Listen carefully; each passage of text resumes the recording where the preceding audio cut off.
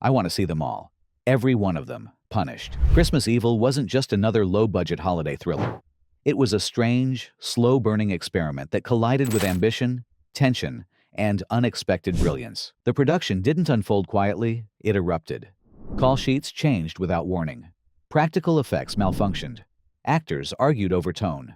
And the studio kept demanding a film the director refused to make. Today, we're pulling open the attic trunk that the production left sealed for decades. This is 20 weird facts about Christmas Evil. The secrets hidden in the snow, the creative clashes, the strange artistic choices, and the moments that nearly collapsed the film. And wait until you hear the bonus fact, which reveals a detail even cult film experts rarely catch. Let's begin. Fact number 1. The director didn't want a slasher, and fought everyone about it. Christmas Evil looks like a holiday thriller on the surface, but director Lewis Jackson refused to treat it as one. He didn't want jump scares, fast pacing, or the typical style expected from early 80s horror.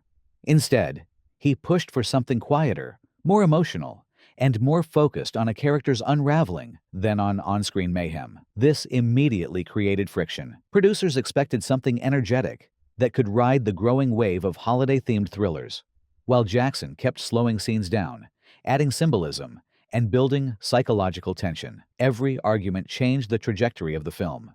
Crew members later admitted they often weren't sure if they were making a thriller or a dark holiday fable, but Jackson believed that misunderstanding was part of the film's identity. He once said the confusion created a strange energy he could shape. What audiences didn't know was that this tug-of-war is exactly what gave the movie its haunting tone and long-lasting cult appeal. Fact number 2. The lead actor went method in a way that surprised the crew. Brandon Maggart didn't simply play Harry, he absorbed him. From the earliest rehearsals, he approached the role with an immersive method style that the crew hadn't expected on a low-budget project. Maggart stayed in costume between takes, kept his movements slow and deliberate, and often watched other cast members silently as he prepared for scenes. He said later that he was studying their holiday spirit, trying to understand how Harry would react to ordinary cheer. His quiet, introspective process shaped the emotional temperature of the set. Some actors later explained that scenes felt heavier because Maggart created such stillness in the room. Jackson supported the approach entirely, believing it grounded the film's unusual tone. Not exaggeration focus, not theatricality, intimacy. Maggart's dedication added unexpected dimension to a character who could have easily become one note. Instead, Harry feels strangely human, strangely sympathetic, and surprisingly layered. What looked like intensity on screen was the result of quiet discipline behind the camera. Fact number 3. The Santa suit was made from real vintage materials. Harry's Santa suit wasn't the usual costume department creation. The filmmakers wanted something authentic, something that looked more like an old department store uniform than a modern holiday outfit. The costume team searched warehouses that held leftover merchandise from closed stores, eventually finding vintage fabrics, old-fashioned buttons, and wool that had the right period weight. The suit ended up heavy, uncomfortable, and warm, exactly as the director wanted. Jackson believed the physical weight would help Maggart feel the psychological heaviness of Harry's expectations about the holiday season. Not a cheerful costume, an emotional burden, not decoration symbolism. Several cast members noted that Maggart moved differently when he put the suit on, almost as if it controlled his posture and gestures. That transformation fed directly into the film's tone. Audiences often comment on how old the suit looks, but that authenticity isn't staged. It's real history worn directly into the character, helping anchor the movie's blend of realism and melancholy. Fact number 4. Shooting at night became a physical challenge for everyone. Much of Christmas Evil was shot in bitter, late-night conditions, creating challenges far beyond basic discomfort. Temperatures dropped unpredictably, freezing equipment faster than the crew could manage. Lights collected frost that scattered beams in unintended directions. Camera operators repeatedly wiped moisture from lenses, only for it to reappear seconds later. Sound crews struggled to keep microphones functional as metal components stiffened from the cold. Yet these harsh conditions created exactly the atmosphere Jackson wanted: quiet streets, sharp breaths, and a natural chill that no artificial effect could duplicate. Cast members said they didn't have to pretend to shiver. The cold did the work for them. Not inconvenience texture, not suffering authenticity. The winter environment became an uncredited actor in the film, shaping the tone of every exterior shot. What audiences see as bleak stillness is the result of a genuine struggle behind the scenes. The team pushed through the elements, and the film gained its signature icy mood. Fact number 5. The production used an unusual silent street technique. To achieve the eerie quietness of several nighttime scenes, the production team used a tactic called the silent street window, convincing an entire neighborhood to cooperate. Instead of trying to remove unwanted sound in post-production, Jackson wanted genuine stillness captured on camera. Residents agreed to avoid using cars, loud appliances, or porch conversations for a 30-minute period whenever the crew signaled. The result was a suburban block that felt oddly frozen in time. Cast members later described how the silence felt almost staged, even though it wasn't. The absence of background noise created a subtle pressure that influenced performances, especially in scenes where Harry moves through the dark, observing others. Not isolation focus, not emptiness tension. The technique paid off, giving the film an unnatural calm that heightens its unease. Many viewers assume the sound mix created that unnatural quiet, but the truth is stranger. An entire neighborhood helped build the film's atmosphere simply by standing still. Fact number 6. The toy factory was a real industrial space, not a studio build. Instead of building a traditional factory set, the crew shot inside a real industrial warehouse that had been partially abandoned. The location's authentic machinery, worn walls, and echoing acoustics created a realism no amount of set design could replicate. The floors were cracked from years of use, pipes rattled during temperature changes, and dust drifted from rafters whenever equipment vibrated too heavily. Jackson loved it. He wanted the physical environment to reflect Harry's emotional state, aged, pressured, and full of forgotten corners. The cast later said the factory didn't feel like a movie location at all. It felt like stepping into someone else's unfinished history, not a backdrop, an atmosphere, not a set, an emotional anchor. The crew did minimal decoration, knowing the raw industrial feel already communicated what they needed. When audiences comment on the gritty realism of the factory scenes, they're responding to a space that was genuinely lived in, not artificially weathered for the camera. Fact number 7. A key backyard scene nearly fell apart due to unpredictable noise. One of Christmas Evil's most atmospheric backyard scenes almost unraveled entirely because of a surprise obstacle. Nearby barking dogs. Every time the cameras rolled, the dogs erupted, drowning out dialogue and ruining takes. The crew tried pausing between barks, but the noise returned unpredictably. Instead of moving locations, Jackson decided to shoot the entire scene in fragmented bursts, capturing usable moments during brief gaps of silence. Actors had to maintain emotional continuity, even though each snippet lasted only seconds. Later, the editor stitched these tiny fragments into a seamless sequence. Not a smooth shoot, an intricate puzzle. Not frustration, a creative workaround. Cast members said it felt like making a scene through broken pieces of time. What audiences don't know is that one of the film's calmest, creepiest moments is actually a patchwork built under pressure. The final result looks effortless, but behind the scenes, it required timing, patience, and a surprising amount of luck with neighborhood pets. Fact number 8. The director hid symbolism in background decorations. Lewis Jackson layered Christmas Evil with subtle visual symbolism, embedding meaning into everyday decorations that most viewers overlook. For example, as Harry becomes more consumed by holiday rules and expectations, his home decorations evolve from warm and scattered to rigid and symmetrical. Lights hang in straighter lines. Figurines appear, arranged with increasing precision. Even the placement of wreaths reflects Harry's desire for order. Jackson explained that these details were never meant to be obvious. They were emotional cues designed to influence viewers subconsciously, not symbols for decoding symbols for feeling, not messages, mood shifts. Set designers followed detailed sketches Jackson created, adjusting decor between scenes to track Harry's internal tightening. The effect is subtle but powerful. Many fans rewatch the movie, and only then notice how much the decor reveals about Harry's mindset. It's a storytelling technique borrowed from European art films, using objects instead of dialogue to express transformation. Christmas Evil hides its emotional map in plain sight. Fact number 9. Some extras had no idea what kind of movie they were in. During street scenes requiring crowds, the production used local volunteers as extras, but many were told only that they were participating in a holiday movie. They expected cheerful festivities or light-hearted activity. Instead, they encountered scenes filled with tension and unusual energy. Their reactions, confusion, surprise, hesitation, were completely genuine. Jackson realized early on that these authentic responses enhanced the film, especially in moments when Harry interacts with the public. Not staged reactions, human reactions.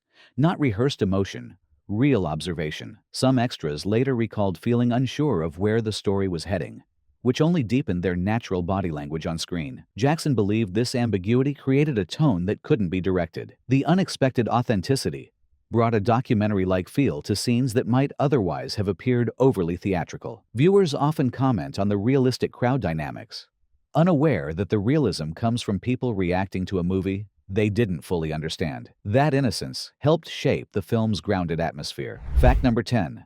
A malfunctioning prop created one of the movie's strangest moments. One of the film's most memorable oddities came from a malfunctioning mechanical prop that moved far slower than intended. The crew planned a sharp, precise motion, but the device lagged, sliding awkwardly through its movement. Jackson immediately sensed something unusual. Instead of resetting, he motioned for the cameraman to keep rolling. The delayed movement created a dreamlike effect, an eerie, floating rhythm that fit the film's tone unexpectedly well. Not an error, a discovery.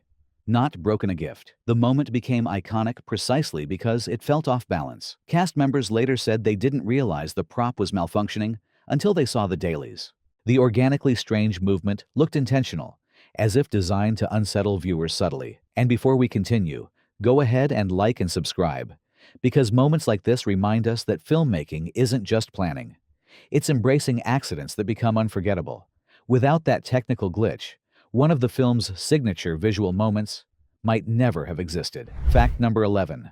The director drew inspiration from silent-era films. Lewis Jackson didn't model Christmas Evil after contemporary thrillers. Instead, he drew inspiration from silent-era films, believing their visual storytelling techniques could add emotional depth.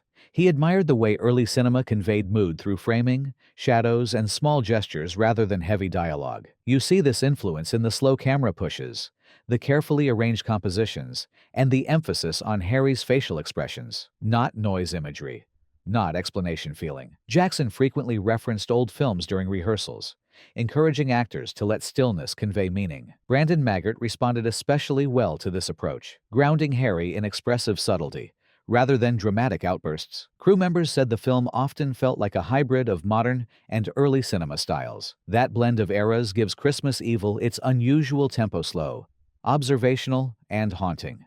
Many viewers sense something different about the pacing, without realizing it's rooted in techniques more than a century old. Jackson believed visual restraint could create tension stronger than action, and the final film proves it. Fact number 12. The famous van scene was created entirely with practical effects. The film's iconic van sequence, often remembered for its surreal intensity, was created using purely practical effects, with no budget for advanced rigs or post-production enhancements. The crew relied on careful choreography, timed lighting, and coordinated driving. Every movement had to align perfectly: streetlights turning, the van's slow glide, and actors hitting precise marks. Cast members described the setup as nerve-wracking because communication had to be flawless. One mistimed cue could have ruined the entire shot. Not technology timing, not shortcuts precision. Jackson believed that the mechanical predictability of practical elements would create a more grounded moment than anything artificial. The result is a scene that feels strangely suspended between realism and dreaminess, which is exactly what Jackson wanted. Many viewers assumed the effect was manipulated later, but everything was captured live in camera. The success of that scene proved the crew's resourcefulness and reinforced the film's handmade aesthetic, turning a technical challenge into one of its most memorable moments. Fact number 13. The film's score was built from experimental sounds. Christmas Evil's soundtrack isn't a typical holiday score. Instead of using cheerful bells or orchestral arrangements, the composers built an experimental soundscape using unusual textures. Bells struck at irregular intervals, modified toy instruments, and softly droning tones that mimic distant machinery. Jackson wanted the score to feel slightly off-kilter, as though the familiar holiday atmosphere was being subtly warped. Not festive hypnotic, not comfortable unsettling. The composers recorded multiple takes of each sound, altering speed and pitch until the elements felt aligned with Harry's emotional descent. Some instruments were even played in unconventional ways to produce tones that didn't resemble their usual voices. The result is a soundtrack that feels handmade and fragile. echoing the film's themes of distorted tradition. Crew members said the music sessions were some of the most creative days of production. Viewers often describe the score as haunting, without being overwhelming. It's the quiet, strange rhythm underneath the film that lingers long after the final scene. Fact number 14. The final scene sparked decades of debate. Christmas Evil ends with one of the most ambiguous conclusions in holiday-themed cinema. The final moment can be interpreted in multiple ways: literal, symbolic, or entirely psychological. Jackson intentionally refused to clarify the meaning, telling audiences only, "The ending means what you feel it means." His refusal to define it created a wave of debate that still continues among fans and critics. Some believe the ending reflects emotional release. Others see it as metaphor. And some interpret it as a transition between fantasy and reality, not closure conversation, not answers interpretation. Editors recall that Jackson spent an unusually long time crafting the final shot because he wanted it to balance wonder and unease. That mystical blend is what makes the conclusion unforgettable. Rather than wrapping the story neatly, the film leaves viewers suspended in thought. The debate surrounding the ending is one of the main reasons the movie survived beyond its limited release. It invites rewatching, reevaluating, and ongoing curiosity. Fact number 15. A key character gesture was completely improvised. One of the film's most unexpectedly touching moments came from an improvised gesture. During a scene involving children interacting with Harry, a young actor instinctively reached out toward him with genuine empathy. This gesture wasn't in the script, yet it instantly shifted the emotional tone. Jackson signaled the camera to keep rolling, recognizing the power of the moment. Not planned, felt. Not directed, discovered. The spontaneous action added vulnerability to Harry's arc, reminding viewers that he isn't viewed solely with fear. The children's acceptance introduces a brief softness into the film's otherwise tense atmosphere. Cast members later said the moment grounded the story emotionally, creating contrast just when the narrative could have tipped fully into darkness. The editor preserved the gesture exactly as it happened because the authenticity couldn't be replicated. What audiences assume is thoughtful staging is actually one child's natural reaction. That single improvised motion became one of the film's quiet emotional anchors. Fact number 16. The crew built special, soft snow to solve sound problems.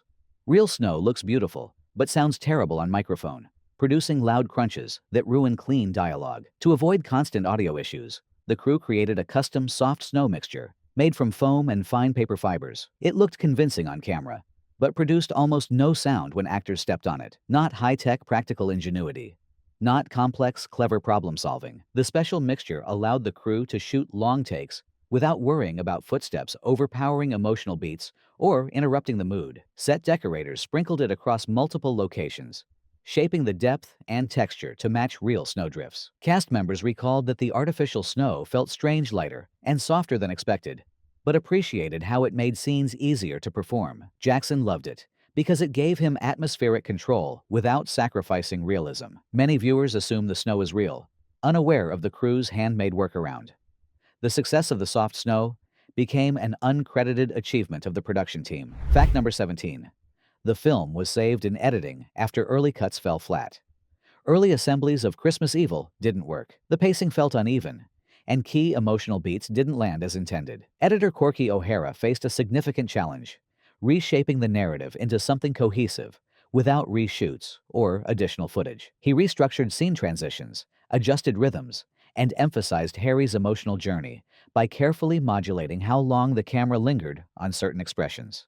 Not repair, rebirth. Not trimming, reimagining. O'Hara later said the film revealed itself slowly, meaning the story only emerged once the fragmented pieces were arranged with new intention. Jackson credited the editor with rescuing the film's tone, calling the final cut the version the movie always wanted to be. Many scenes fans now consider iconic gained their power through O'Hara's deliberate pacing choices. The editing process transformed a confusing rough cut into a haunting meditative story. Without that reconstruction, Christmas Evil might have been forgotten rather than celebrated as a cult classic. Fact number 18. The childhood flashback was filmed last, not first. Most productions film flashback scenes early to establish visual continuity, but Christmas Evil took the opposite approach. The pivotal childhood sequence was shot at the very end of production. Jackson believed the crew needed to fully understand the film's emotional language before recreating Harry's formative memory. By waiting, he ensured the flashback reflected the tone the team had developed over the weeks of filming. not beginning culmination, not setup reflection.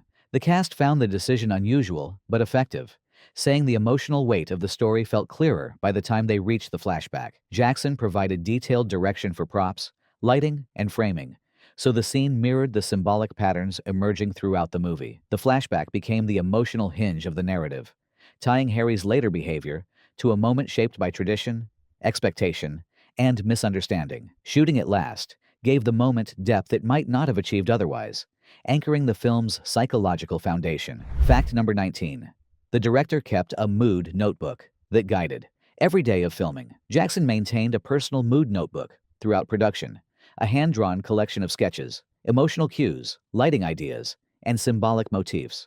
Each morning, he studied the notebook before shooting, using it to guide tone rather than strictly relying on the script. Each night, he added reflections based on performances and unexpected discoveries from the set, not instructions, intentions, not schedules, sensibilities. Crew members said the notebook helped maintain consistency during chaotic filming days, especially when weather delays or location challenges forced sudden adjustments. Jackson sometimes showed pages to actors to help them feel the emotional temperature of a scene. The notebook also tracked how Harry's internal world should subtly reshape the environment around him. Though the notebook was never published, Jackson has mentioned it in interviews as one of the most important tools he used. It served as the film's invisible compass, shaping every decision even when circumstances threatened to derail the plan. Fact number 20. The movie nearly released under a completely different title. Christmas Evil almost hit theaters under several alternative titles. Early studio suggestions included You Better Watch Out and Slasher Clause, reflecting the belief that the film should market itself as a fast-paced holiday thriller. Jackson rejected those titles, insisting they misrepresented the tone.